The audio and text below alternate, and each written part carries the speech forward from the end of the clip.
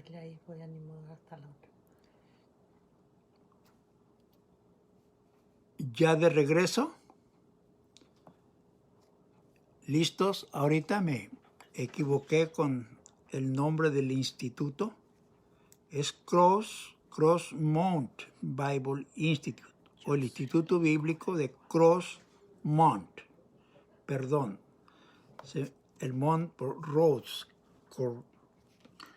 Bueno, cuando uno se equivoca, la única salida que le queda es pedir disculpas. No hay otra. El que se equivoca, pida disculpas, y el que no se equivoca no se sienta orgulloso ni creído. Bueno,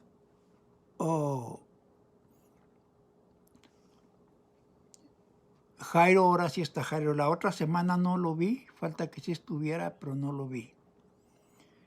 Hermana Ada, gusto en saludarla.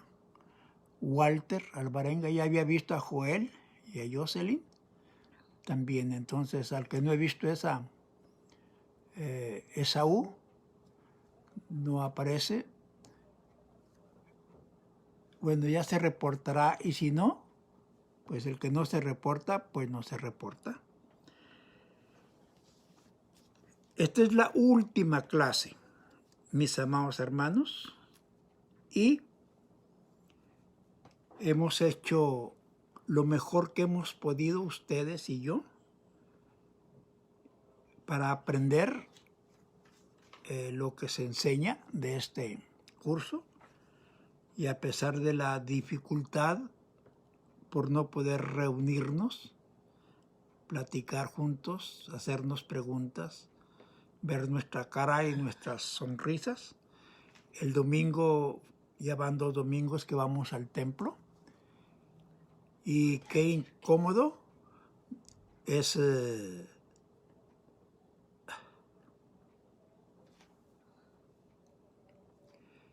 bueno, no sé qué iba a decir. Después me acuerdo. Perdón. Otra vez perdón. A mí me fallan muchas cosas.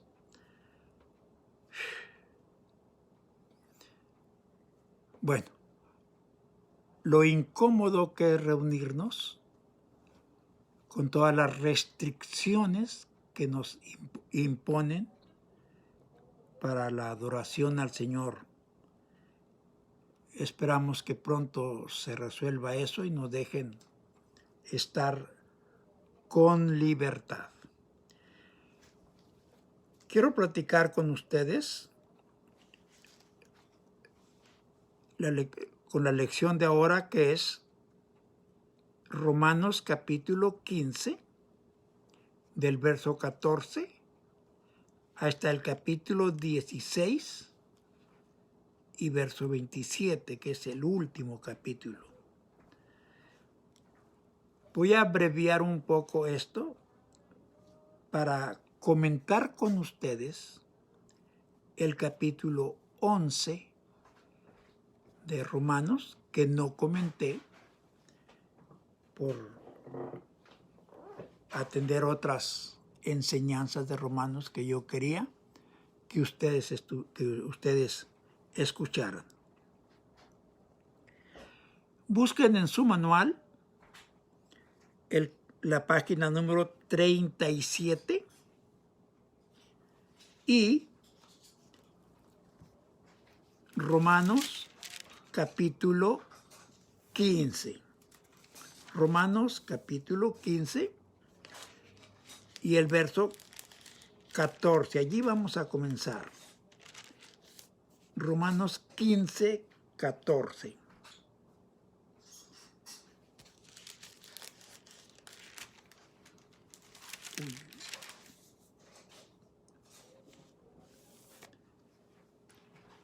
Hay muchas cosas que Pablo nos enseña ahí, a criterio mío son más historia que teología. Voy a darles una breve enseñanza sobre ciertos pasajes que yo seleccioné para platicar con ustedes. alguien que esté allí de los alumnos, si alguien necesita un repaso. Oh, se me olvidaba. Perdón. Otro perdón. Necesito definir la página 5. Les iba a decir, si necesita un repaso de las definiciones de justicia, juicio, injusticia, justificación y la otra que se me está saliendo de la mente, escríbanme allí para repasar yo esto. Si no, no lo voy a repasar. Ojalá que yo los pueda ver. Estoy aquí estirando los ojos para verles. Me falta definir la última palabra, que es la glorificación. Y le voy a dar un repaso hacia vuelo de pájaro a las 10 definiciones.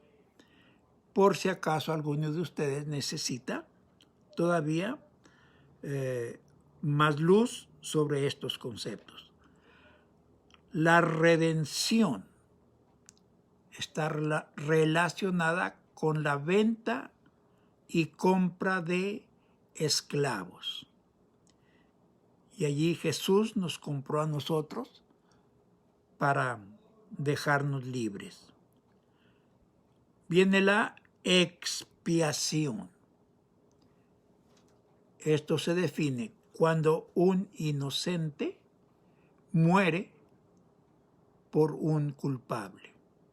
El Cordero de Dios, que no hizo pecado, murió por el pecado de nosotros. Se llama la muerte expiatoria.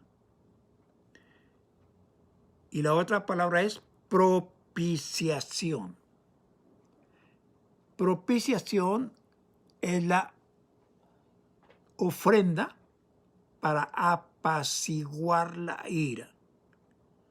La ofrenda que le quita lo enojado a la persona que está enojada con otra. En este caso, Dios estaba disgustado por nuestro pecado y Jesús ofreció la ofrenda propiciatoria con la que Dios se contentó y nos regaló la salvación. Propiciación, una ofrenda para apaciguar la ira. Y viene la número 4, justificación. El sinónimo de justificación es perdón.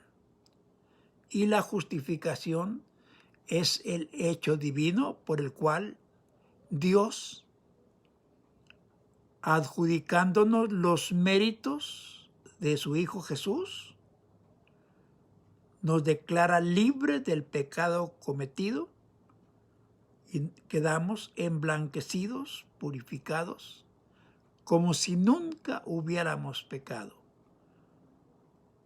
Cuando experimentamos la justificación, el perdón de Dios, pero Dios no nos regala el perdón. Se lo cobró a su Hijo y como su Hijo le pagó todo, ya a nosotros el Señor no nos cobra nada. Esa es la justificación. Y viene la reconciliación. Para que haya reconciliación es indispensable que haya personas disgustadas unas con las otras. Los que mientras estamos en relación sin quebrantarse, no necesitamos reconciliarnos. Hasta que hay una discrepancia, un enojo, una ofensa, alguien se enoja, entonces se necesita la reconciliación. Y en lo que a Dios se refiere, reconciliarse es volver en amistad con Dios, volver a tener comunión con Dios, porque por causa del pecado nos descarriamos y nos separamos.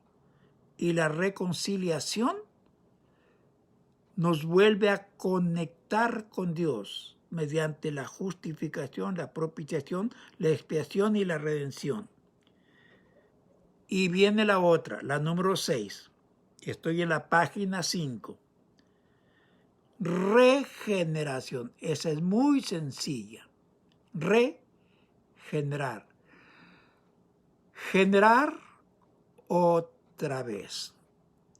Morirse a la naturaleza pecaminosa y comenzar a vivir en la nueva naturaleza, en la nueva vida que el Señor nos proporciona, que es nuevo nacimiento, un nuevo principio dentro de los caminos de Dios. Eso es la regeneración. Luego viene el bautismo.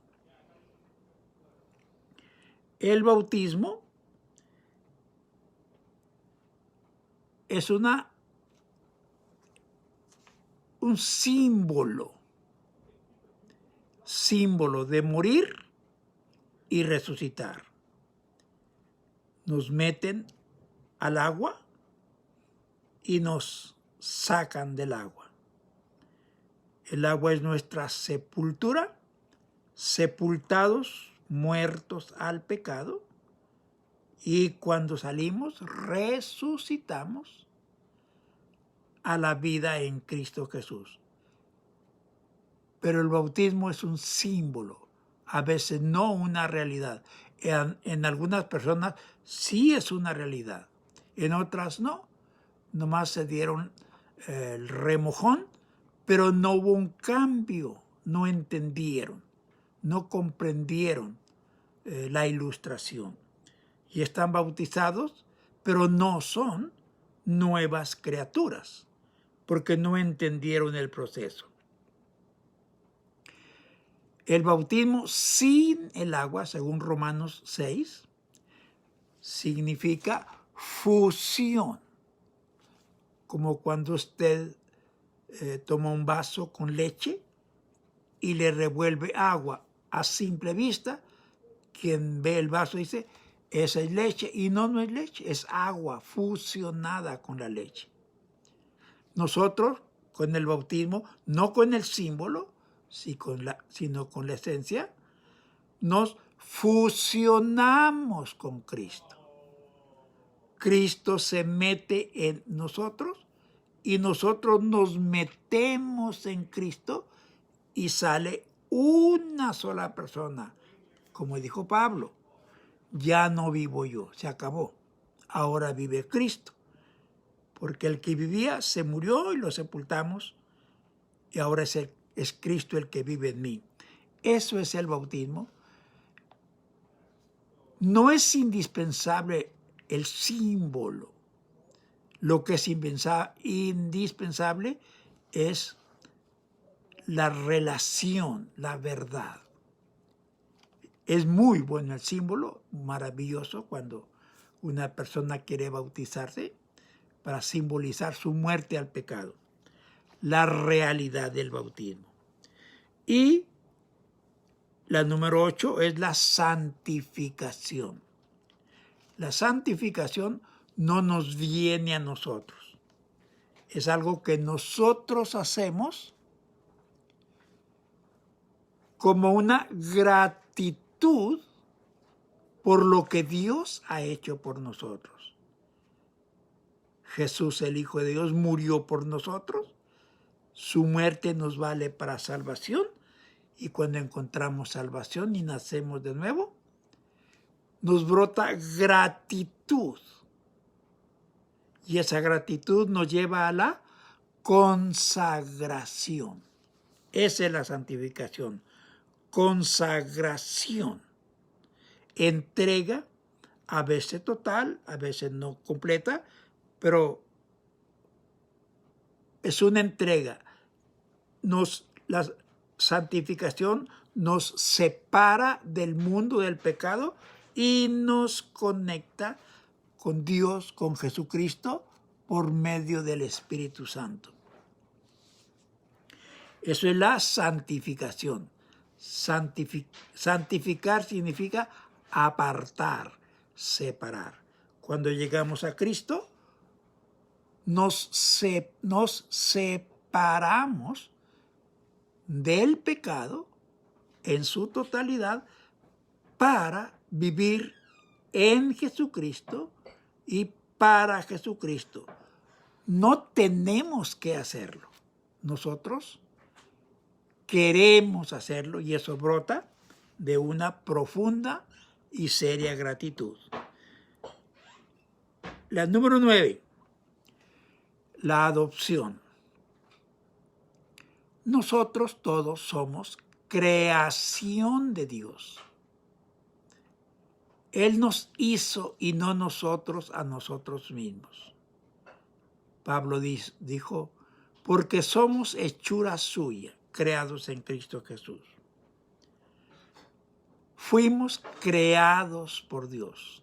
De la nada, Dios hizo a Adán y de la costilla hizo a Eva y de allí salimos todos nosotros, del polvo, de la tierra, de la nada.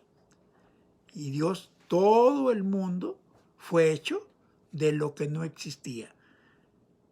¿Quiere una explicación? Pídasela a Dios porque yo no la tengo. El mundo está funcionando porque Dios lo echó a andar. Pero éramos creación. Cuando vinimos al Señor Jesús, entonces fuimos adoptados, hijos legítimos de Dios, fuera de lo humano, todo en el aspecto espiritual. Somos hijos de Dios. Somos la imagen de Dios. Somos sacerdotes, siervos de Dios. Somos ciudadanos del reino de los cielos. Somos de la familia, de la misma ADN que Dios. Porque cuando nacimos en el Espíritu, nos integramos al aspecto espiritual de Dios. Adquirimos una nueva naturaleza. La naturaleza vieja, el viejo hombre se murió y nosotros nacimos a una nueva vida semejante a la de Dios. La número 10 es la glorificación. Transformación final. Nosotros estamos llenos de la gloria de Dios mientras transitamos aquí por la tierra. En Cristo nosotros espiritualmente estamos completos. No nos falta nada. Dios nuestro Padre, el Hijo nuestro Salvador y el Espíritu Santo nuestro Consolador han provisto en abundancia y oportunamente todo lo que nosotros necesitamos para movernos en Cristo mientras estamos en este estuche, en este equipo, en este instrumento que es el cuerpo. El cuerpo no es ni bueno ni malo, ni santo ni pecador. Este cuerpo es tierra, es inerte, no sabe, no siente, no tiene pecado, no tiene salvación del cuerpo, no.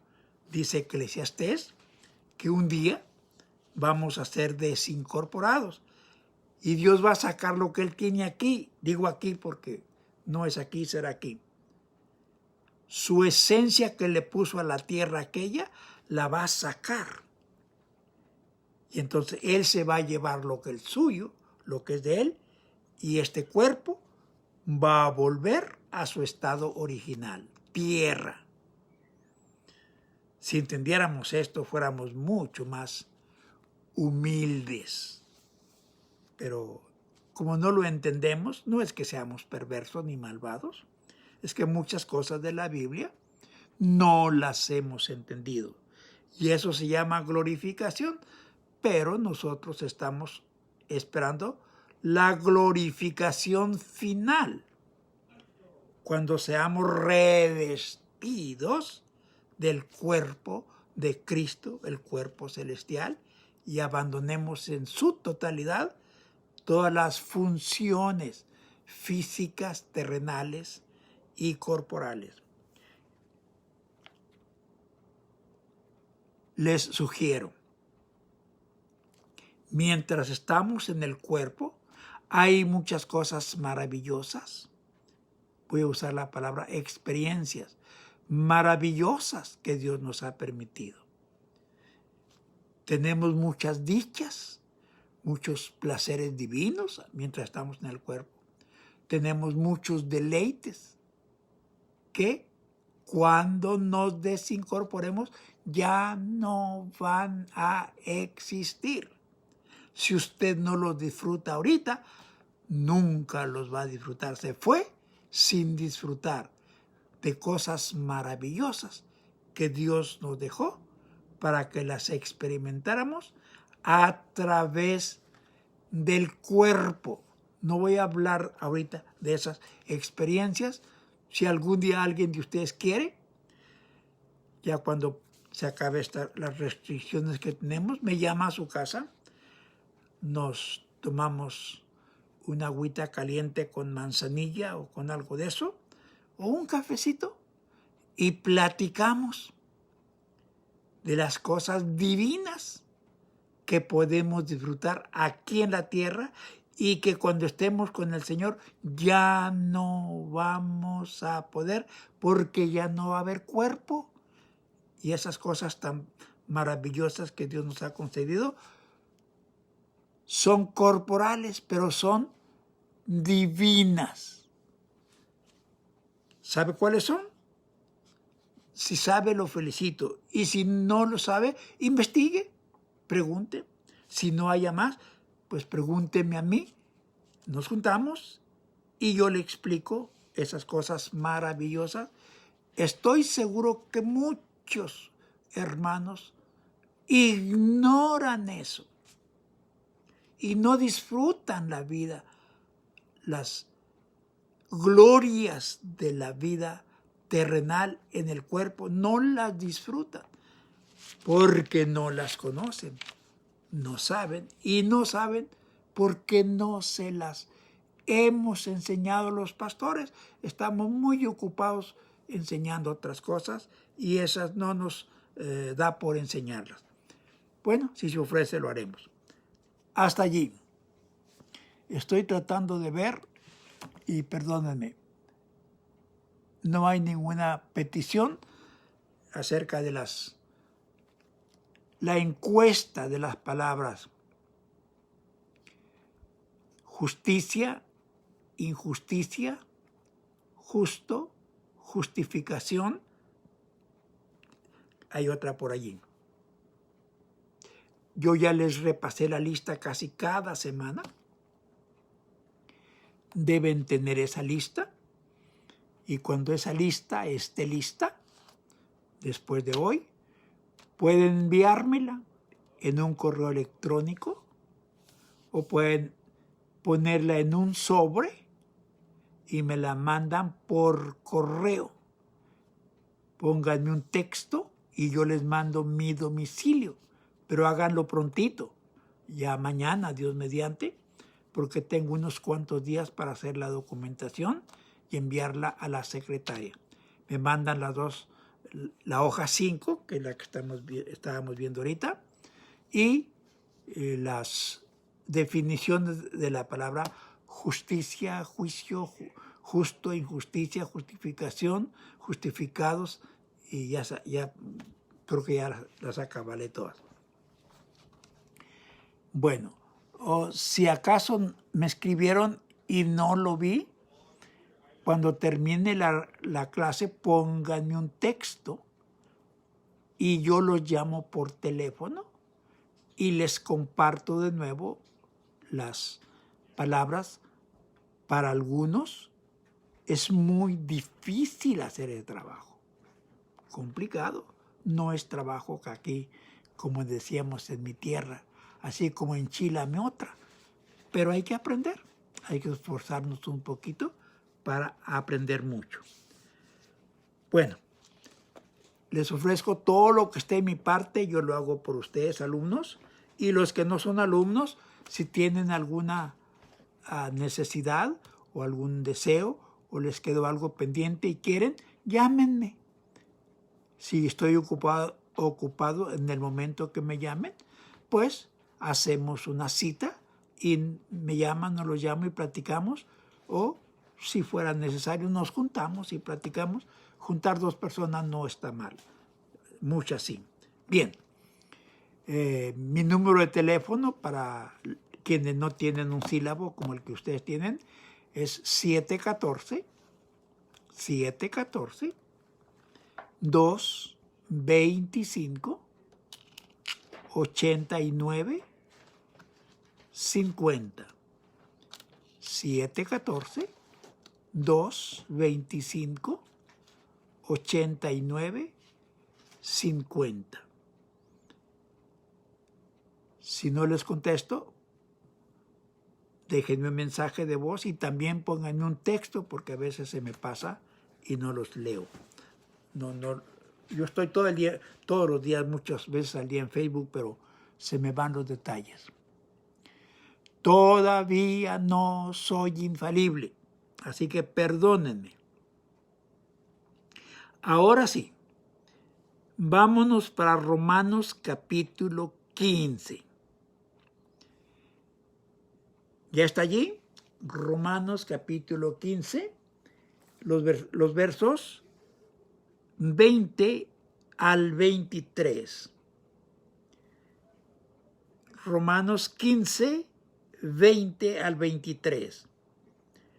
Pablo está despidiéndose de sus hermanos romanos y le dice: y de esta manera me esforcé a predicar el Evangelio, no donde Cristo hubiese sido nombrado, para no edificar sobre fundamento ajeno, sino, como está escrito, aquellos a quienes nunca les fue anunciado acerca de él verán, y a los que nunca habían oído de él entenderán. ¡Qué profecía!, dice Pablo allí. La política o filosofía de Pablo para evangelizar. Me esforcé para predicar el Evangelio, no donde Cristo ya hubiese sido nombrado, porque no me gusta edificar en fundamento ajeno. Qué verdad tan sublime. Deberíamos nosotros los cristianos, cuando evangelizamos, si llegamos a un hogar ofreciendo el Evangelio, o a una persona y nos dice: fíjese, yo soy presbiteriano y ya conozco el Evangelio. Felicítelo, dele la mano, tal vez no tenga confianza, pero ya no edifique sobre ajeno fundamento. Ahora piense, y yo me voy a sonreír con ustedes. ¿Qué tal si hacemos lo mismo con los católicos? Pues este ya tiene una doctrina. No voy a edificar sobre ajeno fundamento. Que te vaya bien, sigue estudiando la Biblia, y entonces, ¿a quién le predico? ¿A quién le testifico? Porque todos nosotros sacamos los miembros de nuestra congregación de dos fuentes. Una, los producimos en la casa, nuestros hijos. Y otra, se los sacamos a la Iglesia Católica. De allí nos abastecemos. De allí vine yo. Y eso es edificar sobre fundamento ajeno. Dice, yo fui a donde Cristo no había sido anunciado. ¿Quiere usted ir a donde Cristo no ha sido anunciado? Yo no sé exactamente, pero creo que la India es un lugar para ir donde Cristo no ha sido anunciado.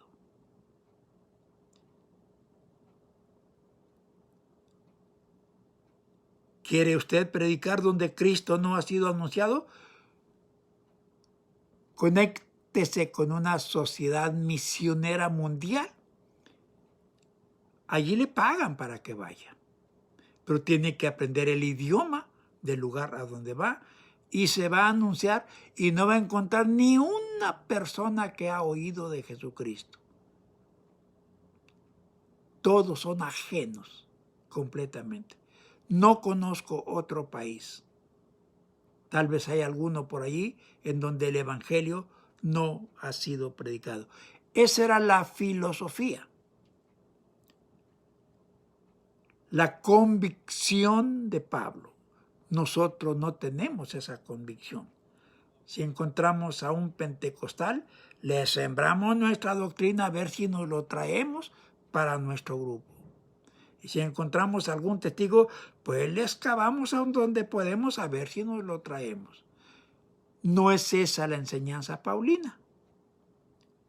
Pablo nos enseñó de una manera un poco diferente. Váyase para el verso 30. Romanos capítulo 15 y verso 30.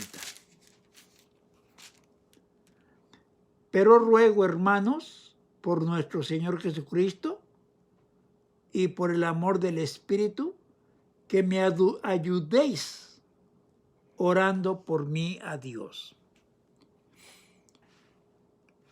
La oración es una ayuda. ¿Conoce usted algún misionero?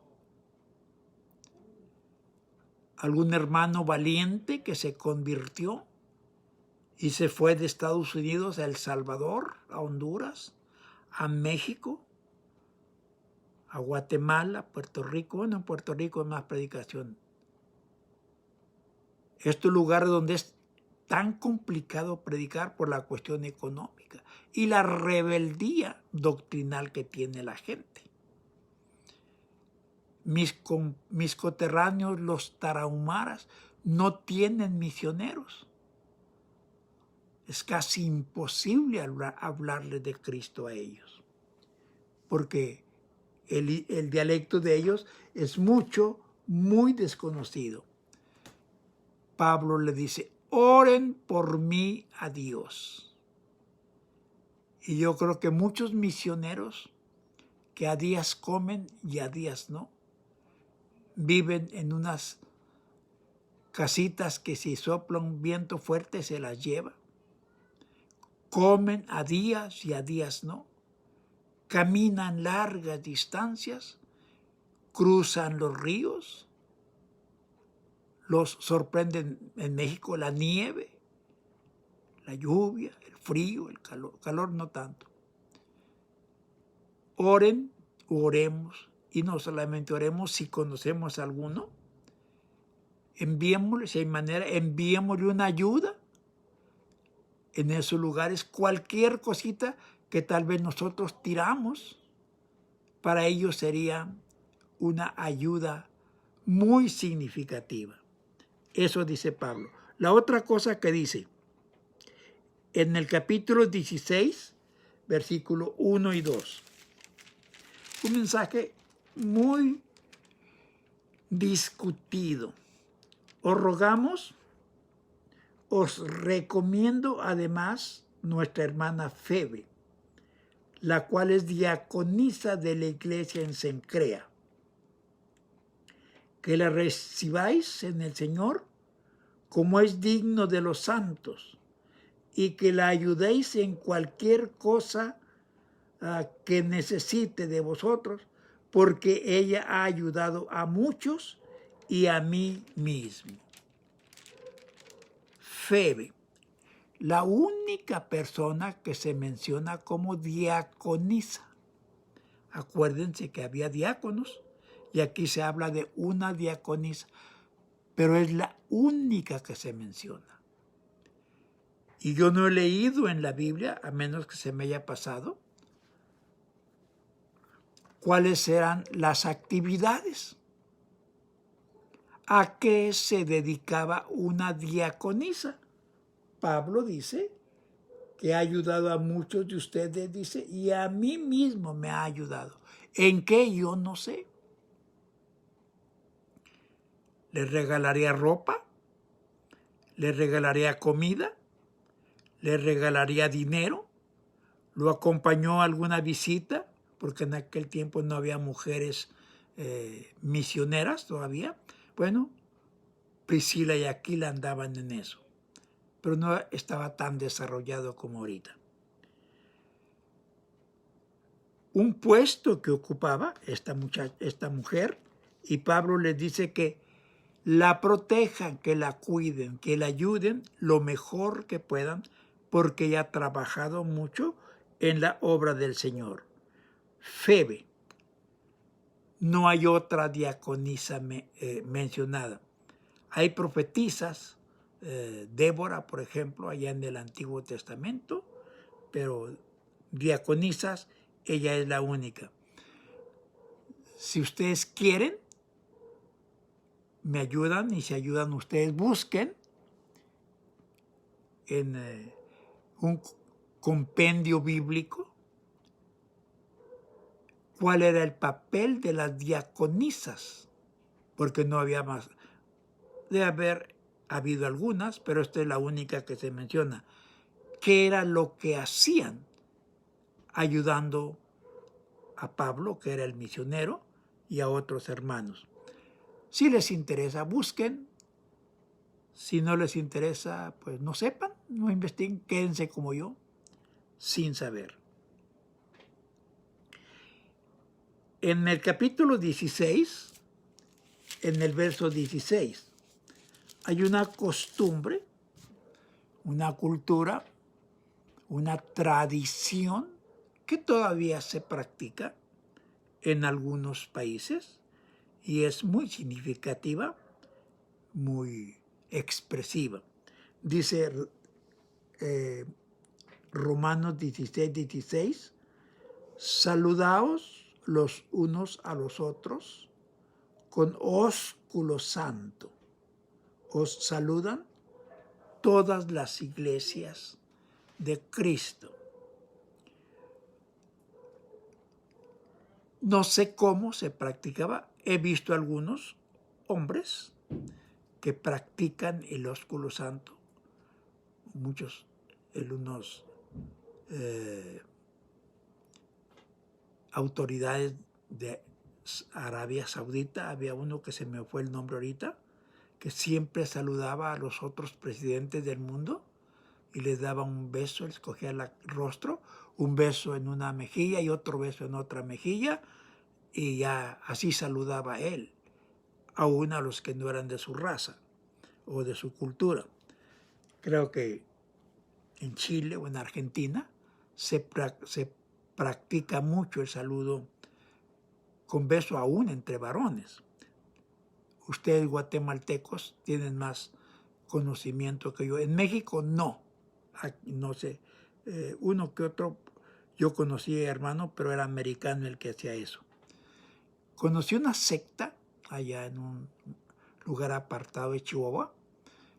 Cuando la reunión, el culto se terminaba, se paraba el pastor a un lado de la puerta y la esposa del pastor al otro lado, y el pastor despedía a todos los varones, les daba un beso en la frente. Pero a nosotros los visitantes nos discriminaba, no nos daba beso. Y la esposa del pastor hacía lo mismo, les daba beso a las mujeres.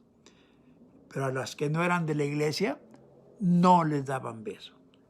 No conocí su cultura y tenían otra práctica muy extraña cuando tenían la Santa Comunión. Yo nunca fui por eso. Me platicaron, antes de participar de la comunión, de la Santa Cena, el pastor le lavaba los pies a los hombres y la esposa del pastor lavaba los pies de las mujeres. Y ya después ya participaban de la Santa Cena o la Santa Comunión, o como dicen los católicos, la Eucaristía, que significa fiesta de acción de gracias. Entre los judíos parece, por lo que leemos, que era muy común. No era una doctrina bíblica, era una costumbre, una tradición que se impuso no sé desde cuándo, y los judíos la practicaban. Hubo besos de traición. Joab le dio un abrazo y un beso a Abner, y tras el beso le metió la daga por la costilla y lo mató. Y Jesús le dijo a Judas, ¿con beso entregas al Hijo del Hombre? Y hubo muchas traiciones como las hay ahorita. Lo santo entre nosotros se pervierte a veces porque no somos santos. Entonces, queremos practicar lo santo sin ser santos y no funciona, no da el resultado que el Señor quiere que dé. 16-19 dice Pablo, porque vuestra obediencia ha venido a ser notoria a todos. Así que me gozo de vosotros, pero quiero que seáis sabios para el bien e ingenuos para el mal. Qué instrucción tan más sencilla y más trascendental. Sabios para el bien. La gente que no es sabia para hacer el bien, muchas veces quiere hacer un bien y resulta un mal, porque le faltó sabiduría. Yo quería hacerle un bien, pero la otra persona lo entendió de otra manera y resultó para mal. Cómo da pena y tristeza cuando eso le sucede a uno. Quiere uno hacerle un bien a una persona y la persona malinterpreta, o el que trata de hacer el bien no tiene sabiduría suficiente para hacerlo, entonces malinterpretado, y se hace un conflicto en lugar de que nazca una acción de gracias. Dos cosas dice Pablo: sabios para el bien e ingenuos. ¿Sabe usted un sinónimo para ingenuos? Usted sí sabe, pero no me puede contestar. Inocentes. Una persona ingenua es una persona inocente, que no tiene malicia, que no tiene morbo. No almacena en su mente nada de malicia ni morbosidad. Es una mente ingenua, inocente, santa, pura, una mente infantil. Siempre que sea muy infantil, muy pequeños los niños, hay muchos niños que a muy temprana edad ya son muy maliciosos, muy morbosos, ya tienen una mente, una conciencia muy corrompida, muy sucia. Le recomiendo lo que Pablo recomienda. Aún para hacer el bien, practique la sabiduría. la sensatez, la prudencia, la ciencia, la inteligencia, afine bien su carácter cuando piensa hacer un bien, hágalo sabia e inteligentemente para que no le resulte mal lo que usted quiere que esté bien. Y la otra, ingenuo, infantil, niño, inocente. Yo conozco muy poquitos adultos, contadísimos. Pues ahorita tengo en mente uno y en Chihuahua conocí otro. Personas ya casadas, y los dos que conozco son hombres. Tienen una mente tan limpia, tan ingenua, tan infantil. Son personas que no tienen absolutamente nada de malicia. Ven como niños todas las cosas. No advierten el mal, no piensan en el mal, no se les dibuja a ellos el mal porque tienen una mente, como dice allí, ingenua, inocente, infantil. Y para estos hermanos, cuando menos dos que he conocido, pues no hay pecado. En sus mentes no entra eso del pecado. Pero la mayor parte de nosotros tenemos mentes muy morbosas, mentes muy maliciosas, hay otra palabra, libidinosas. Apenas vemos tantito, oímos y ya traemos un montón de malas interpretaciones porque nuestra mente no está limpia, dijo Pablo. Para los puros, todas las cosas son puros. Pero para los que tienen una mente corrompida, no hay nada puro. Todo está corrompido. Porque su mente está corrompida. Acabo de leer estos últimos días a un conferencista que dice: nosotros no vemos las cosas como son. Las vemos como nosotros somos. Por eso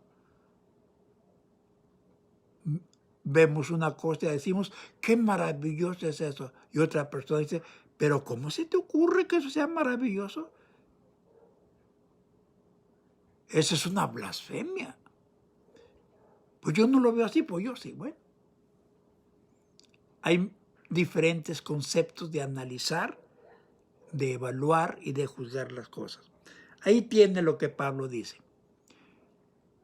Sígalo estudiando, sígalo leyendo y extracte de allí lo que usted pueda, porque hay mucho que estudiar allí, mucho. Ya el Señor Jesús lo dijo en Mateo 18, creo que es 3, dijo, si ustedes no se vuelven y se hacen como niños, no entrarán en el reino de Dios.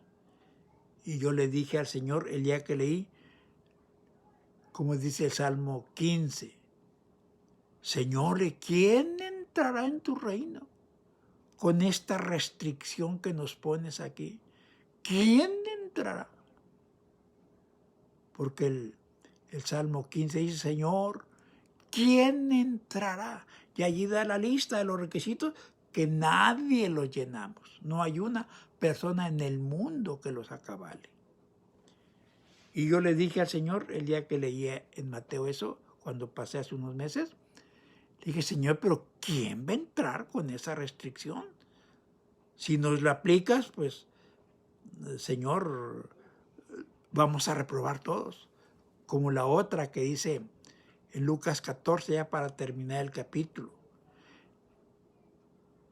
El que no renuncia a todo lo que posee, no puede ser mi discípulo. Señor mío. Otra vez, Señor, pues ¿quién es tu discípulo? ¿Quién? El que no renuncia a todo lo que posee. Si quiere ver ese versículo, lee la última parte del capítulo 14 de Lucas. Ahorita no lo voy a buscar porque se me va el tiempo y batallo con esta Biblia. Bueno, hasta allí el capítulo 16 fue lo que saqué de allí. Hay muchas cosas, pero descubrí más edificante hablarles del capítulo 11. Capítulo 11 de Romanos. Esto no está registrado en el manual. Ahora sí, si ustedes quieren, tomen notas, porque no tienen nada escrito acerca de esto. Capítulo 11, hasta donde nos alcance el tiempo, porque aquí Romanos necesita muchísimo tiempo. A mis estimados alumnos, bueno, a todos los que me están escuchando, si alguna vez usted quiere saber más sobre Romanos y descubre que yo le puedo ayudar, hagamos un acuerdo y lo tratamos por teléfono. Si queremos vernos la cara, pues hacemos una videollamada, que no me gusta mucho, pero así trabajo en Banais con videollamada. Y platicamos, nos vemos un poquito. O, si es más factible, nos juntamos, yo voy a alguna parte, usted maneja la mitad del camino, yo conduzco la otra mitad, buscamos un lugar apropiado, nos juntamos y platicamos de Romanos o de algún otro tema que usted quiera y piense, pregúnteme primero si yo manejo ese tema, porque hay temas que yo no manejo. Entonces yo no los enseño. Acabo de escribir ahorita en Facebook, algunos ya lo han de haber visto. Si usted sabe, enseñe. Y si no sabe, pregúntele a quien sabe lo que usted no sabe. Y recuerde que los que saben, no todos quieren enseñar. Ellos dicen, yo no le enseño a usted, júnteme un grupo de 100 y les enseño, pero a usted solo no le voy a enseñar. No se dedican a eso. Tienen sus maneras de trabajar, ni quien los juzgue, muy su manera de ser. Capítulo 11 de Romanos. ¿Están allí? Allí están todos. Ya había Esaú. No supe a qué hora llegó mi hermano, pero ya está allí. Bueno, no llegó, se conectó, porque ahorita no llegamos. Y de una vez les digo a ustedes, mis amados alumnos, el próximo trimestre vamos a estudiar historia y literatura hebrea. ¿Qué les parece? Algunos ni idea tienen de lo que vamos a estudiar. Historia y literatura hebrea. Y la vamos a estudiar todos los alumnos que estén disponibles, pero una sola clase por semana, y va a ser el miércoles de 7 a 10. Bueno, yo la voy a cortar media hora. Todavía no tengo la fecha de inicio. Yo se las voy a comunicar. Pero va a ser el miércoles a las 7 y vamos a estudiar todos de Banais y de Los Ángeles. Y si algún otro hermano, hermana quiere añadirse, me habla para darle el número de teléfono del director para que hable con él y ya le diga a él lo que tiene que hacer. Si quieren tomar el curso, así como lo estoy haciendo ahorita, así lo vamos a tener.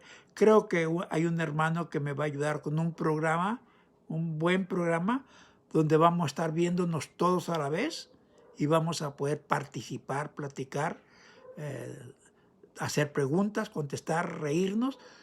Nada más no vamos a poder comer juntos, que es lo que nos gusta tanto, pero eso no vamos a poder. Ya estamos a unas 2 semanas, no, unas 3 semanas de iniciar Historia y Literatura Hebrea, puro Antiguo Testamento. Muy bueno el tema. Hablamos de Romanos capítulo 11. En la lección 8 vimos la última parte de este pasaje. Hoy vamos a ver qué tanto avanzamos, comenzando con el versículo 1. ¿Están allí?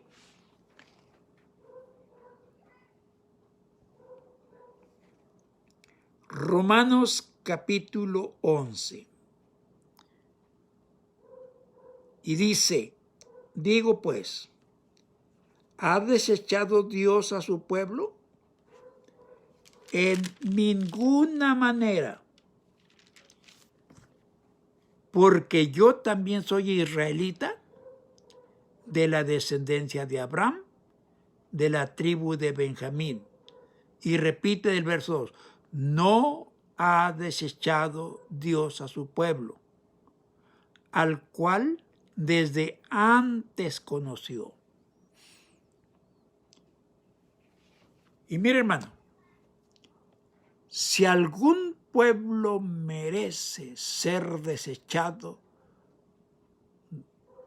de la conexión con Dios, son los judíos. Nadie ha resistido tanto a Dios como ellos. Nadie ha sido testigo de los milagros que Dios hizo con los judíos. Nadie en el mundo.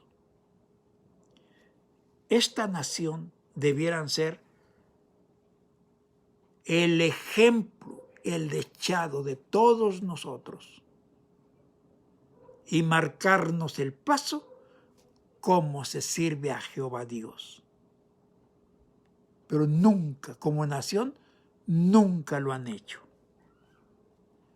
Por eso el mismo Señor lo llama, Pablo mismo lo llama, un pueblo rebelde y contradictor.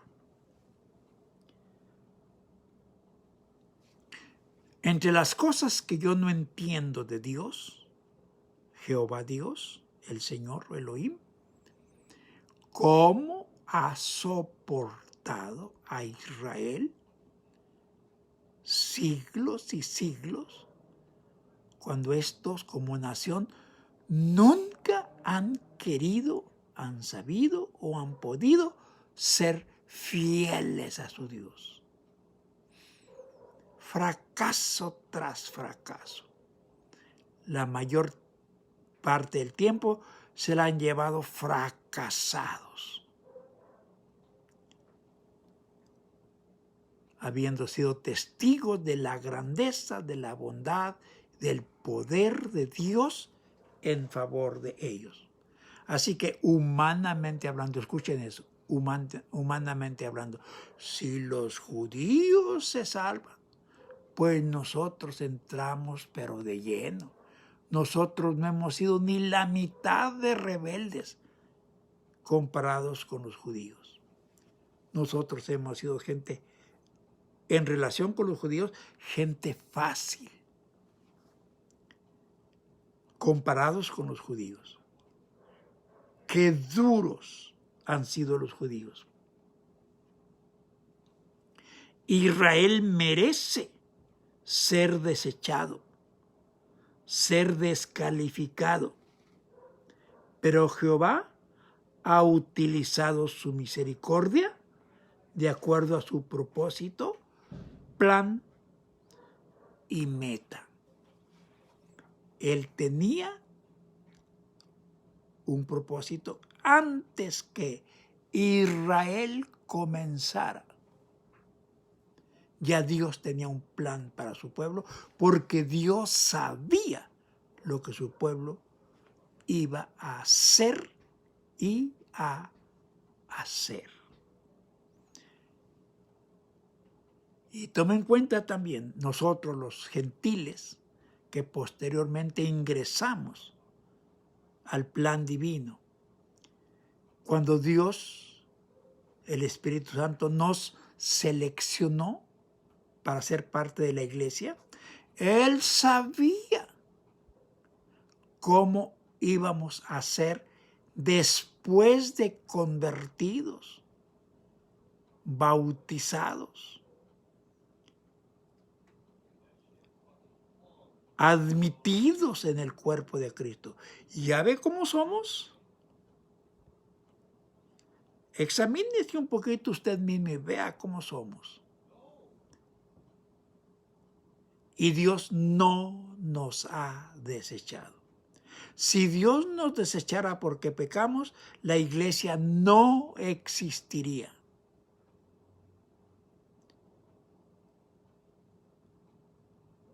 Piénselo, analícelo. La iglesia no existiría. Porque ni uno damos la medida. No habemos ni ha habido desde Adán hasta ahorita.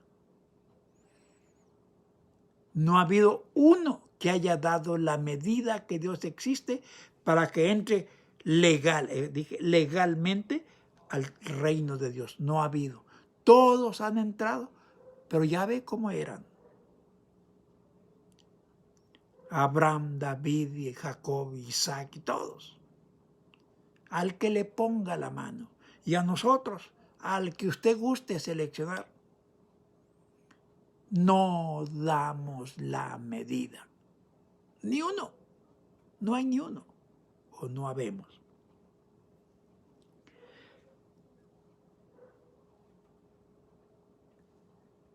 El verso 5 expresa más o menos eso que estoy diciendo. Así también aún en este tiempo ha quedado un remanente escogido por gracia. ¡Qué grandeza de expresión de Pablo! ¡Qué bondad tan inexplicable la de Dios! Dios nunca ha contado con su pueblo. En pedacitos de la historia así se han juntado todos, pero luego se salen del camino. Y queda lo que dice el versículo 5, ¿ya lo leyeron? Un remanente escogido. ¿Qué es un remanente? ¿Qué es?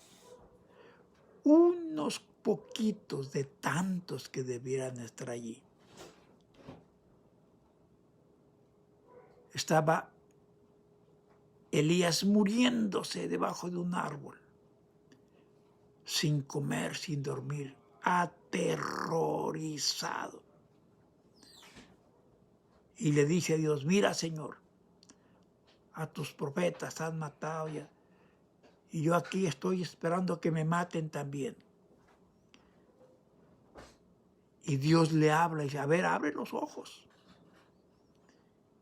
Y vio un remanente, unos cuantitos comparados con el total del pueblo de Israel. Me he reservado a estos poquitos que no han doblado su rodilla a Baal. Y con estos poquitos vamos a seguirle. Porque el resto del pueblo, la abrumadora mayoría, ya se habían ido a adorar a Baal, a los dioses cananeos. Y en muchas ocasiones de la historia, Dios se quedó con un remanente, unos cuantitos que guardaron su dignidad. No perfectos, pero más o menos. Como Noé, entre toda esa creación que se pudrió, se descarrió en su totalidad. Y Noé como que no era el santo de sus días. Pero dice la Biblia que Noé halló gracia a pesar de su situación. Ya ven lo que hizo despuesito del diluvio. Y Dios lo escogió para que fuera el caudillo. Por gracia, porque halló gracia, porque él quiso, le cayó bien el hombre. No porque era digno, no porque era obediente ni entregado, nada de eso. Tan perverso como todos. Y ya ve, Dios lo escogió a usted. Tal vez hay algún pastor aquí que me está escuchando. Ya ve cómo es usted. Y Dios lo escogió. Y allí está con todo y sus fallas, sus defectos, sus errores y sus horrores. Porque los pastores cometemos horrores. Y allí estamos. Y nadie nos va a quitar de allí.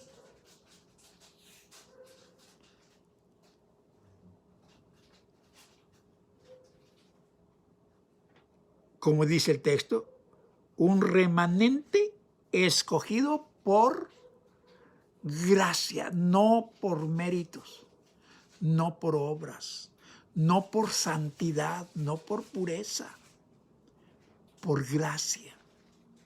Yo no entiendo cómo Dios soportó a Saúl, a Acab y a tantos. A David era una calamidad. Mataba a diestra y siniestra. Josué. Asesinos. No hacían otra cosa más que matar. Sin embargo, los héroes de la situación. David, el padre de Salomón. Salomón, el rey cúspide de Israel. En Salomón, Israel reinó en todo el mundo y estableció sus leyes, sus principios y su gobierno, y recibía impuestos de todos los reyes conocidos, y no había quien le levantara la voz a Salomón. Era el rey de los reyes. Duró muy poquito tiempo, relativamente hablando.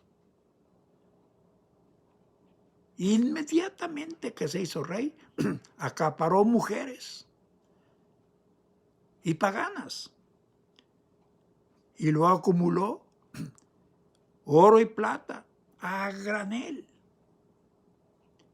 Acaparó armas y se hizo el hombre más rico, el más hizo el templo más suntuoso y tuvo el trono más elegante de su tiempo.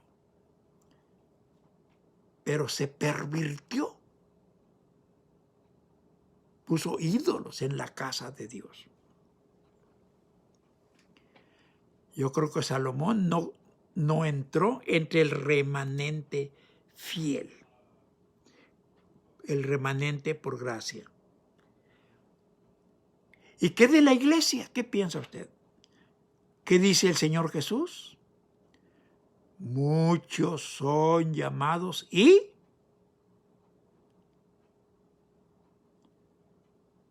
pocos escogidos. La iglesia siempre es un remanente pequeñísimo en relación con la población mundial. Y Jesús dijo, entren por la puerta angosta, porque los muchos van a entrar por la puerta ancha, pero los pocos, que son los míos, van a entrar por la puerta angosta. Y aunque hay congregaciones como la de Corea, 27, 30,000, esos 30,000 con los 8,000 de aquí y los demás no cuentan casi nada en relación con la población mundial. Según las estadísticas, no acabalamos más o menos el 3% de los fieles, y los demás todos están perdidos. Ya ve usted, un remanente de la iglesia. ¿Por qué? Le hicieron la pregunta al Señor Jesús. ¿Son pocos los que se salvan? Sí, muy poquitos, muy poquitos. Intenten ustedes ser de los poquitos, porque los muchos van por la senda ancha y quieren entrar por la puerta ancha también.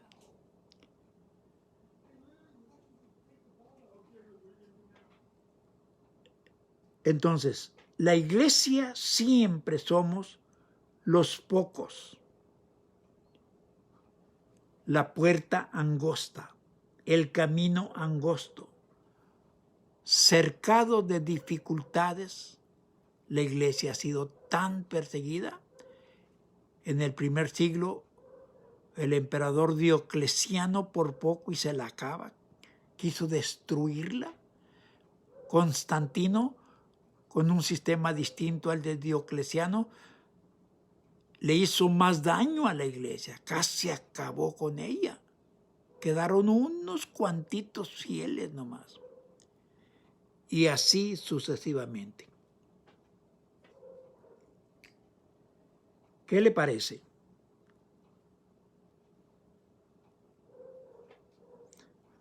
En los versos que siguen allí, el verso 6, nomás lo voy a leer. Aquí hay un enigma para entender. Si no lo alcanzamos a descifrar, pues no sé cuándo podremos hacerlo. Y si por gracia, 11:6, ya no es por obras. De otra manera, la gracia ya no es gracia. Y si por obras, ya no es gracia. De otra manera, la obra ya no es obra. ¿Le entendió? Capítulo 11, verso 6. O es por obras o es por gracia. Todavía no dilucidamos. Todavía, como dijo Elías, ¿hasta cuándo claudicaréis en medio de Dios de dos pensamientos? Si Jehová es Dios, sírvanle. Si Baal es Dios, pues sírvale. ¿Quién es quién? Y yo todavía no veo eso claro en mis compañeros predicadores. O es por ley, por obra la salvación, o es por gracia. Porque las obras son contra la gracia. Y la gracia repele las obras. Por eso dice, si es por gracia, ya no es por obras. De otra manera, la gracia ya no es gracia.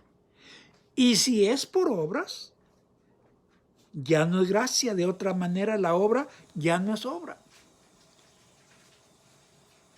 Le doy una ilustración. Oigo con tanta frecuencia. Aquí la iglesia necesita obedecer al Señor. De otra manera no va a ser salva.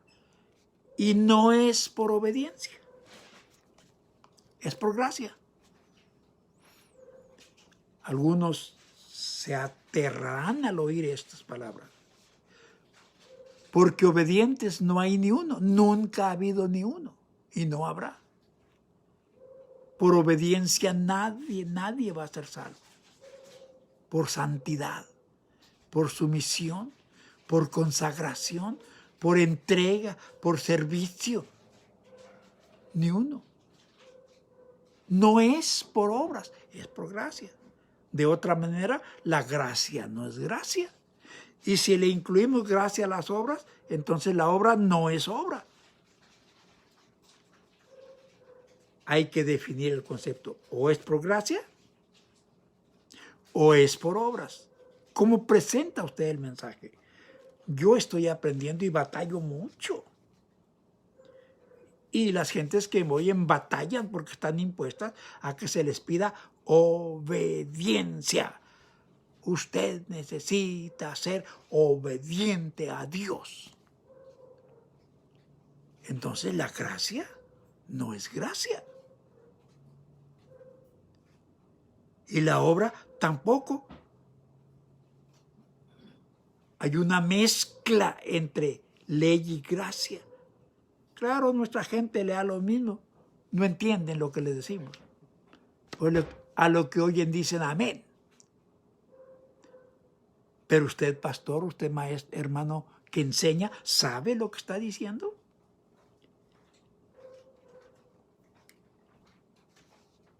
Y en el verso 7, ¿qué pues? ¿Lo que buscaba Israel no lo ha alcanzado? ¿Pero los escogidos sí lo han alcanzado? Y los demás fueron endurecidos. Como está escrito, Dios les dio espíritu de estupor, ojos con que no vean y oídos con que no oigan, hasta el día de hoy. Otra dificultad que nos pone Pablo aquí.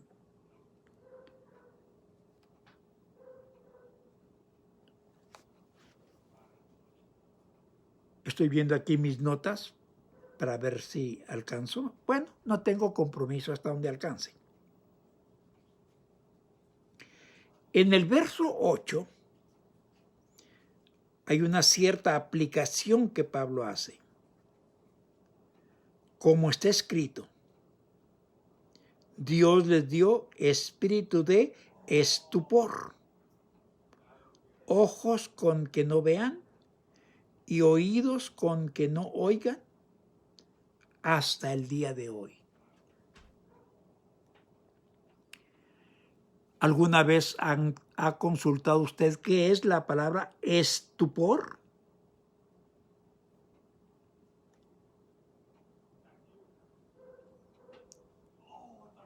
Es una palabra que expresa una sorpresa exagerada y también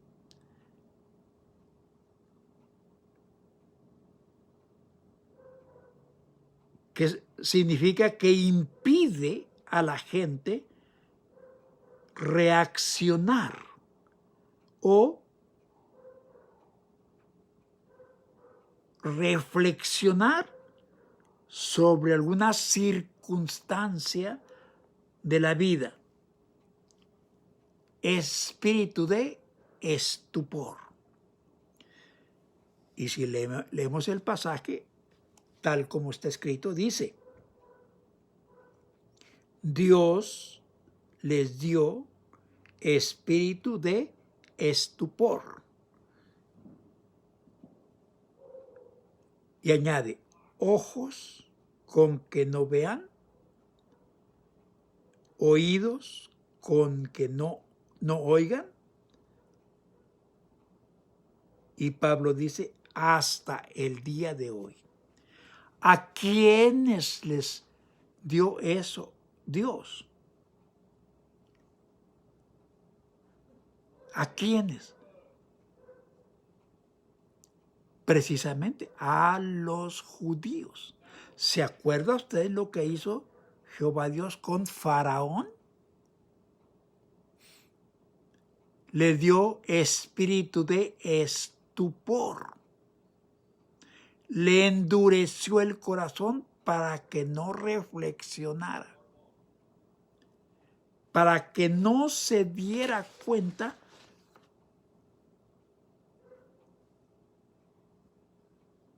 de lo que estaba sucediendo en su país. Creo que en la 9ª plaga, los siervos de Faraón se juntan con él y le dicen, oyes, ¿no te das cuenta que Egipto ya está destruido? Porque aquel estaba con un espíritu de estupor. Tan rebelde, tan obstinado, que no quería darse cuenta de la realidad que estaba pasando por él y por su reino. Igualito les pasó a los judíos. Ojos con que no vean, oídos con que no oigan, hasta el día de hoy. Un espíritu de no poder reflexionar. Un espíritu de no poder entender. Hermanos amados, tengamos compasión divina con la gente a la que le enseñamos el Evangelio. Hay personas que no es que no quieren entender, no pueden, entendamos nosotros eso. Y les decimos de un modo y les decimos de otro, y van al templo, oyen un canto, pasan al frente, dan su llorada allí, pero no alcanzan a reflexionar. Los engranes de la mente no se mueven hacia el Evangelio. Y siguen tan duros como llegaron. Y ahí están oyendo el mensaje por 10, 12, 15 años más. Con ese espíritu de Faraón. Una mente, un corazón endurecido. Un espíritu de estupor. Una condición que Dios les manda para que no entiendan, para que no se salven, para que no se liberen. Esto ya algunos lo han estudiado o lo hemos estudiado en el Evangelio de Juan y más en el Evangelio según Mateo, en las parábolas, cuando le dijeron a Jesús, ¿por qué les enseñas por parábolas? Para que viendo no vean, para que oyendo no oigan, para que no entiendan, para que no vengan y para que no se salven. Para eso les habló así. Y dice, sin parábolas no les hablaba. ¿Cuántas veces después de una parábola los mismos discípulos llegaron a Jesús? Señor, no te entendimos. ¿Qué quisiste decir, Señor? Porque no te entendimos. Así que cuando usted no entiende la Biblia, revísese. ¿No tendrá usted un espíritu de estupor? ¿No tendrá usted un corazón imposibilitado, endurecido? Examínese a usted mismo. ¿Por qué otros sí entienden y usted no? Como le dijo Pablo a los Corintios, en capítulo 12 de 2 Corintios, examínense ustedes mismos si están en la fe. Pruébense ustedes mismos. Pero hay mucha gente que prueba a los demás y los juzga. Pero él mismo no se hace un examen profundo. O dice, bueno, lo que yo hago no está bien, pero pues yo soy yo. ¿Y usted quién es para que piense así?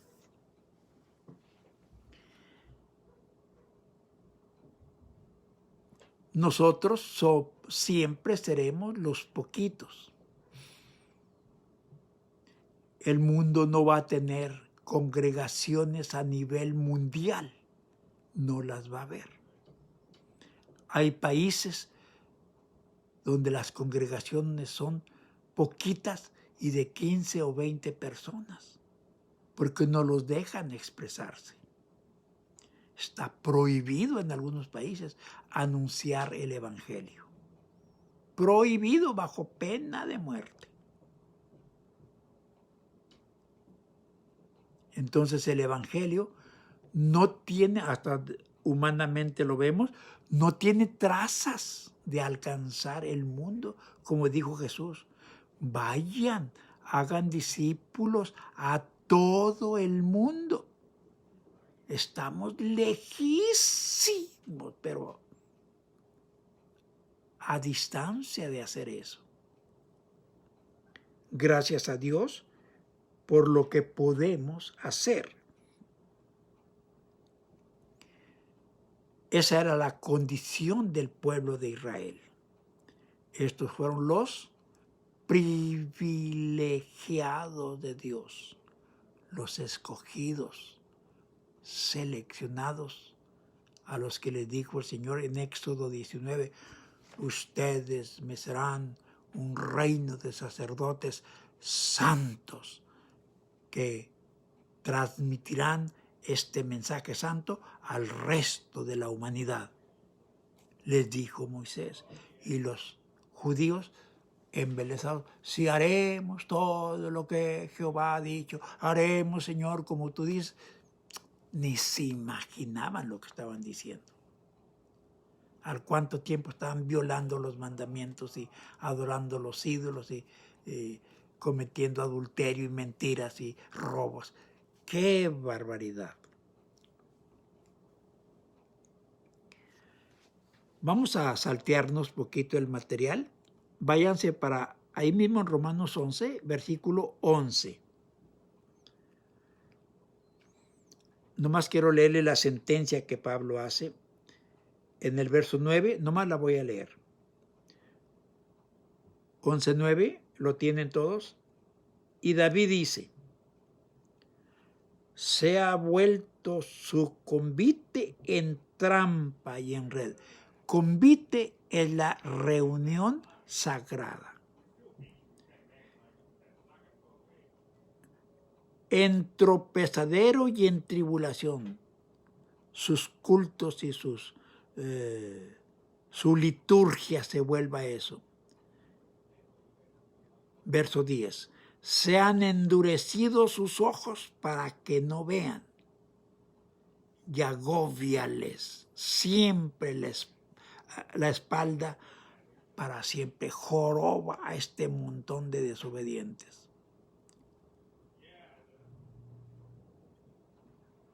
Eso dice Isaías. Dice que en el Salmo 69, 22 al 23. O David es el que dice. Allí en el Salmo van a encontrar eso. Pero vean cómo vuelve Pablo en el verso 11. Digo pues, sigue con el tema. ¿Han tropezado los de Israel para que cayesen?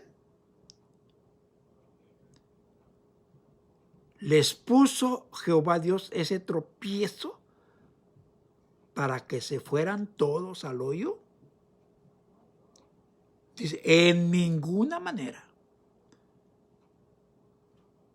Dios va a defender a su pueblo, al remanente, a como dé lugar. Pero por su transgresión vino la salvación a los gentiles para provocarlos a salvación. Escuche esto, por favor. Por la dureza, la transgresión, la testarudez, como dijimos, el estupor de los judíos, por esa actitud que ellos asumieron, Dios envió la salvación a nosotros los gentiles. Los judíos nunca cumplieron con esa comisión que Dios le dio en Éxodo 19. Nunca predicaron, nunca enseñaron, nunca evangelizaron, nunca doctrinaron a los gentiles. Es más, no querían ni verlo, los aborrecieron. O nos. Lo que sucedió, ¿era para que los judíos cayeran? No, no era para eso. Era para que los gentiles tuviéramos un acceso al lugar que ocupaban los judíos.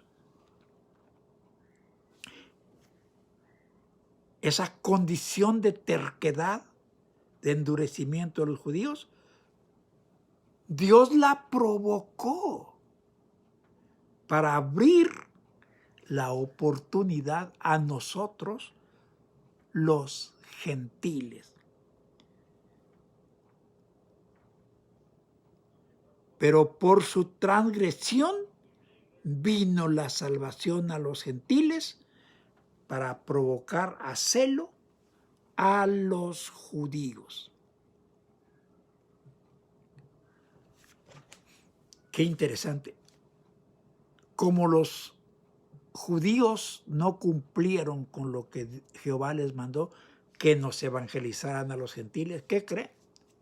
Hoy día los gentiles están llevándoles el evangelio a los judíos. Se cambiaron los papeles. Estos perros aborrecidos, despreciados, pateados, desechados, ahora son los que llevan el evangelio a los judíos. Qué vueltas da la vida, ¿verdad? Como ellos no cumplieron con la comisión que el Padre le dio, los bajó, los puso en la tierra y dijo, ustedes gentiles, ahora enséñeles para que les dé vergüenza, provocarlos a celos. Y caminamos un poquito más hasta el verso 14. Porque si en alguna manera, o por si en alguna manera pueda provocar a celos a los de mi sangre y hacer salvos a algunos de ellos. Está hablando a los gentiles para que vengan a Cristo. Dice el verso 13, por cuanto yo soy apóstol de los gentiles o a los gentiles, honro mi ministerio. Señores gentiles, quiero usarlos a ustedes para provocar a celos a mi pueblo. A ver si con esa experiencia visible que ellos tengan enfrente, se deciden ya no hacerse de la ley mosaica, ahora hay que hacerse cristianos. A los judíos se les dificulta mucho más que a nosotros ser cristianos, porque para ser cristianos tienen que prescindir del pacto mosaico, y Moisés es el ídolo religioso de ellos, es el patriarca, es el hombre de Dios a quien ellos adoran a veces más que a Dios.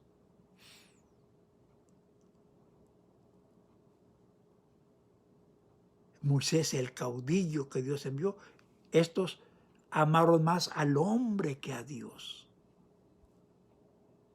Un judío es capaz de morirse por su tradición, por su doctrina, pero no por Jehová. Eso no es tan importante. La doctrina, la tradición de ellos, eso es lo que vale. Como mucha gente le pasa. Cualquier mexicano es capaz de jugarse la vida por el jarabe tapatío o por la Adelita o por alguna otra tradición mexicana.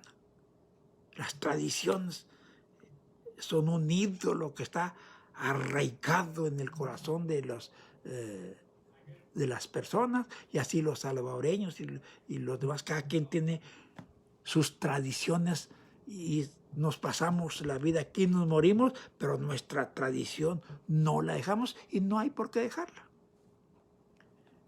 Pero los judíos cometieron el error de la vida. Desecharon a Jehová Dios por su tradición. Dejaron la doctrina a Jehová mismo y se quedaron con su tradición y desecharon a Cristo.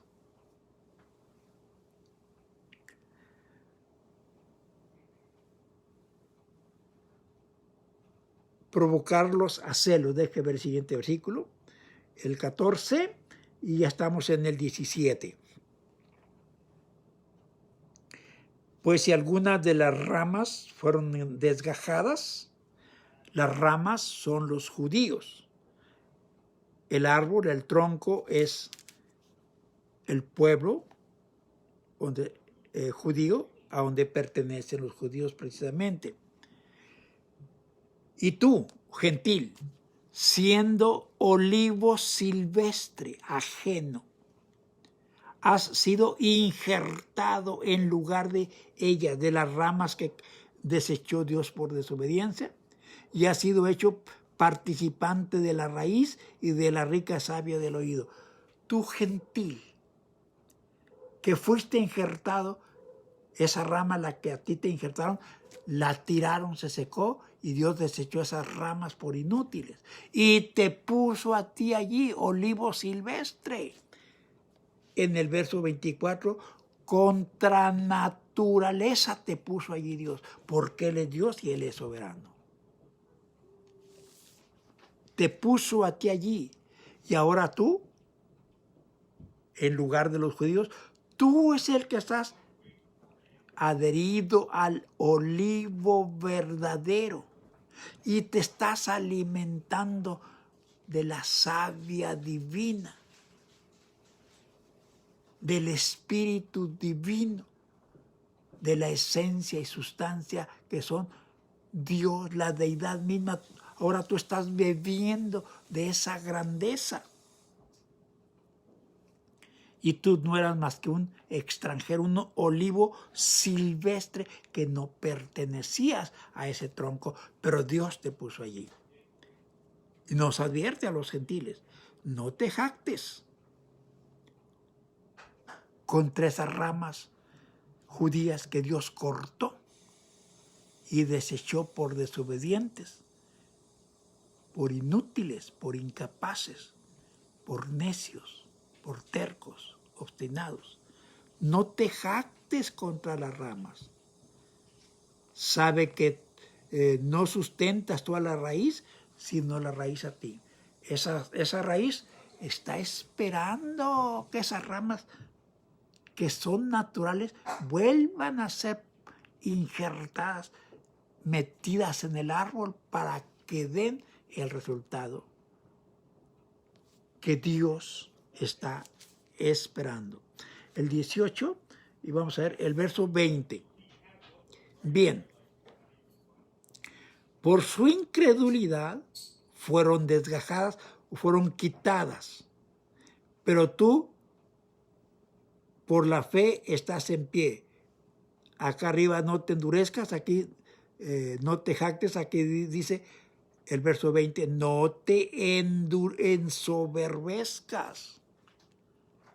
No te hagas soberbio, porque ahora tú estás en Jehová Dios, en la fuente de la vida, en el manantial, en el árbol principal, bebiendo de la savia santa, pura, abundante de Dios. No te ensoberbezcas, sino más bien teme. El verso 22 ya. Contempla pues la bondad de Dios. Fíjate bien en la bondad de Dios y la severidad, bondad y severidad de Dios. La severidad ciertamente para los que cayeron por la bondad para contigo. Perdón. La verdad de Dios, la severidad ciertamente para los que cayeron, pero la bondad para contigo. Si permaneces en esa bondad, pues de otra manera tú también serás desechado. Mira la severidad para los judíos, cómo Dios los arrancó de su pueblo, trozó esas ramas que Él había amado y había protegido y las cortó del árbol, las separó de la savia divina. Eso es severidad. Y advierte el otro lado de la moneda, la bondad. Y te tomó a ti, aborrecido de los judíos, desechado, pisoteado, discriminado. Y te tomó a ti y te encajó en lugar de los judíos. Qué severidad la de Dios para los judíos. Qué bondad la de Dios para nosotros. Nos puso donde nunca merecimos estar y donde no merecemos estar. Nosotros los gentiles no merecemos estar afiliados a Cristo Jesús. Los judíos sí, ellos sí, son los herederos, los dueños originales a quienes se les asignó el reino y se les dio toda la grandeza, se les dio la prioridad, se les abrieron las puertas. Por siglos y siglos ellos eran el pueblo de Dios. Pórtese como se porte. Haga lo que haga, usted es el pueblo de Dios, porque el soberano Jehová Dios lo ha dicho. Si algún día, no sé que hay cosas que digo que no van a cumplirse, si algún día usted lee Isaías, desde el capítulo 2 en adelante hasta el capítulo 38, va a encontrar muchas promesas de restauración. Y dice, yo voy a recoger a mi pueblo de donde estén, como estén, yo los voy a traer y los voy a poner donde yo quiero que estén. No porque ellos quieran, porque yo los voy a traer, son mi pueblo. Por mi soberanía, por mi calidad de Jehová Dios. De las mismas tumbas, se acuerda de Ezequiel 38, si están como huesos secos, de allí los voy a recoger. Y voy a hacer mi pueblo otra vez. Los judíos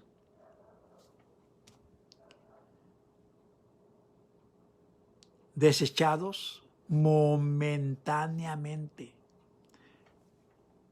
y para que los gentiles tuviéramos acceso al reino de Dios. Todavía en el Nuevo Testamento, cuando Jesús envía a sus primeros discípulos a evangelizar, les dijo, a la casa de los gentiles no se metan. Ustedes son enviados a las ovejas perdidas de Israel. ¡Qué distinción para estos tan perversos! Y Dios todavía, Jehová Dios, distinguiendo a su pueblo. Con la misma gracia, el amor, el interés con que los escogió allá en los lomos de Abraham. Dios no desistió y no ha desistido. Si es que entiendo las profecías correctamente o me las enseñaron bien, los judíos van a volver a reinar y a controlar el mundo entero. Ahorita se nos dicen que ya va a comenzar un nuevo sistema mundial, pero no es el judío, entonces este no es el último. Es uno de tantos que hemos tenido. Un día los judíos van a ser los gobernantes de todo el mundo y son los que van a marcar el paso. ¿Cómo cree que nos van a tratar? Ni espere que nos van a tratar bien a los que estemos vivos, si es que estamos. Yo ya no creo que voy a estar vivo. Bueno, no sé, no tengo idea de las fechas. Los judíos son crueles, sanguinarios, perversos, sádicos. Ellos arrasaban con hombres, mujeres embarazadas, niños recién nacidos, y los pasaban a espada a todos. Animales a veces no. Árboles, a veces no respetaban los árboles frutales, los árboles de ornato, los desmochaban todos. Los judíos como ejército no tenían compasión de nada ni de nadie. Tenían un corazón, una conciencia empedernida. Y todavía son judíos. No han dejado y no van a dejar de ser. Dios los sigue protegiendo como su pueblo. Siguen siendo su pueblo. Así como los ve tal cual son. Bueno, el verso 24,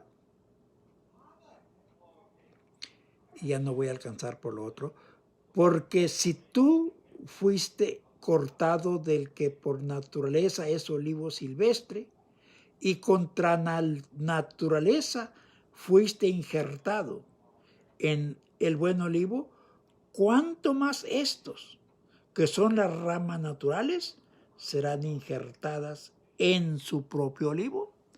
No, los judíos no se van a quedar ahí tirados. Jehová Dios los va a recoger.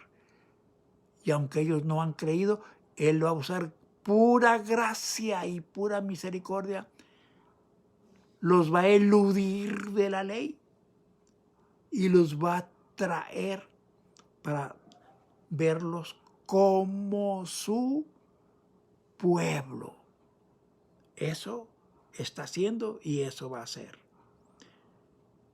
Los judíos no se van a perder, no se van a quedar sin el reino, porque de ellos es, Dios se los prometió y no les va a fallar y no necesitan cambiar su manera de proceder.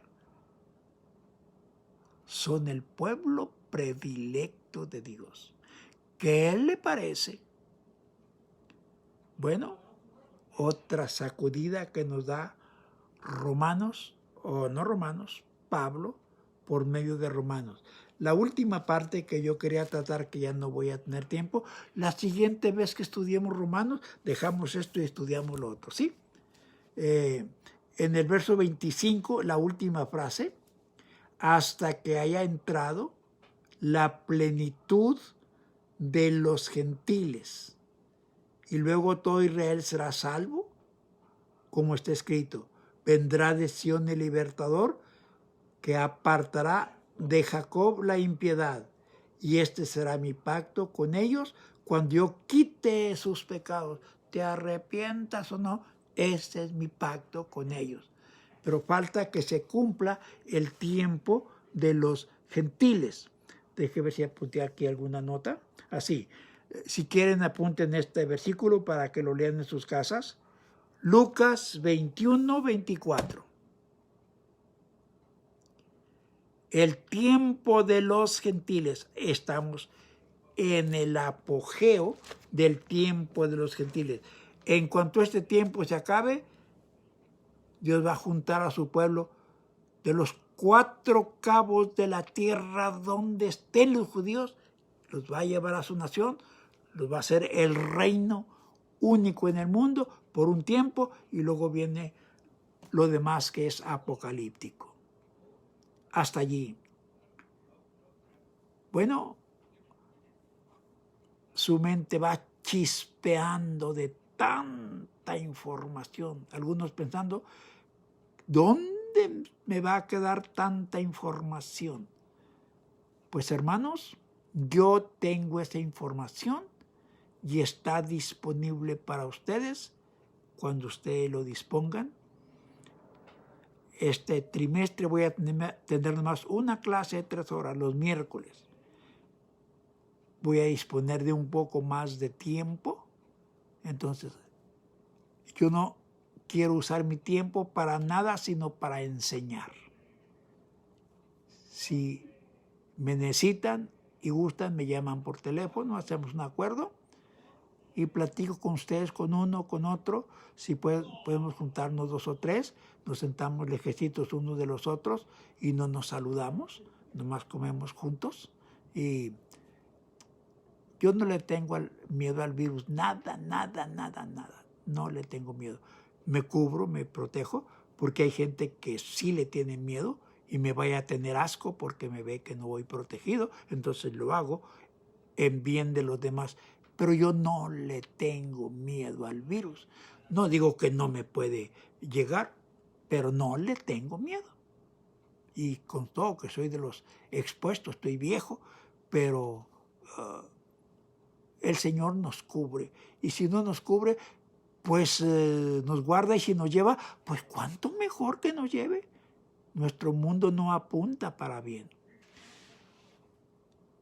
Si tienen alguna dificultad para mandarme la tarea, pónganme un texto, llámenme. Si no les contesto, entonces pónganme un texto, porque es más fácil que vea el texto y yo los llamo a ustedes. Bueno, llámenme, de alguna manera nos comunicamos. No va a ser imposible eso. El tiempo ahí está. Tal vez en el momento que me llame, no, pero yo le aparto el tiempo a usted. Yo tengo un deseo de ayudarle a usted y lo voy a hacer con todo mi ser y de muy, muy buena voluntad.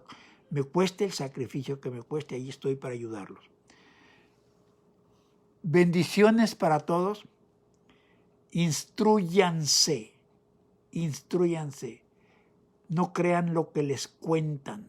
Lean la Escritura, extracten sus convicciones y vivan de acuerdo a lo que la Biblia dice, no lo que nosotros decimos de la Biblia. Si algo dije y no cuadra con su conciencia, quítelo y ponga lo que a usted le sirve.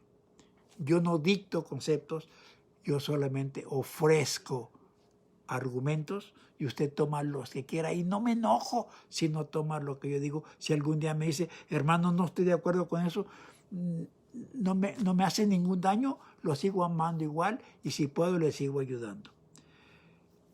Sean benditos de Jehová y mándenme sus trabajos lo más pronto que puedan. Todavía me falta una clase el miércoles. Después del miércoles para fin de semana quiero tener la documentación lista para mandarla a la secretaria del Instituto Bíblico. Gracias por su sintonía, hermanos que no son de los alumnos. Gracias por estar con nosotros. Y ya saben, estoy más que dispuesto y disponible para ayudar a alguien que necesite. Bendiciones para todos. Nos vemos la siguiente ocasión.